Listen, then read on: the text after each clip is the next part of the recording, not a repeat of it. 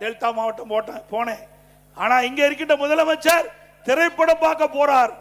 திரைப்படம் பார்க்க 3 மணி நேரம் செலவழிக்கிறார். ஓட்டு போட்ட மக்கள், ஓட்டு போட்ட விவசாயிகள், ஓட்டு போட்ட விவசாயி தொழிலாளி அதை பார்ப்பதற்கு நேரம் இல்ல. அங்க தலைமைச் செயலகத்தில் ஒரு ட்ரேல அந்த அழுகி போன பயிரெல்லாம் வைத்து முதலமைச்சர் காட்டுறாங்க. இவரா முதலமைச்சர்? இவரா நாட்டு மக்களை பார்க்கிறாரு?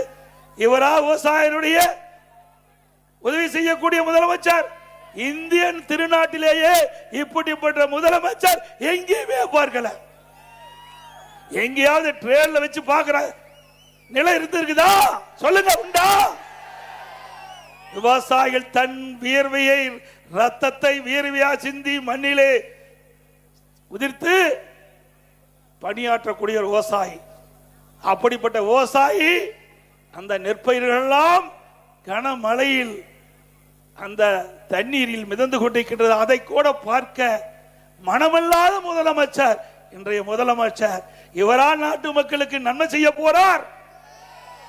சிந்திச்சு பாருங்க. இதே அனைத்து இந்திய அண்ணா திராவிட முன்னேற்ற கழக அரசு கிட்ட பொழுது டெல்டா மாவட்டம் ஒவ்வொரு முறை பாதிக்கின்ற பொழுதும் ஓடோடி பார்த்து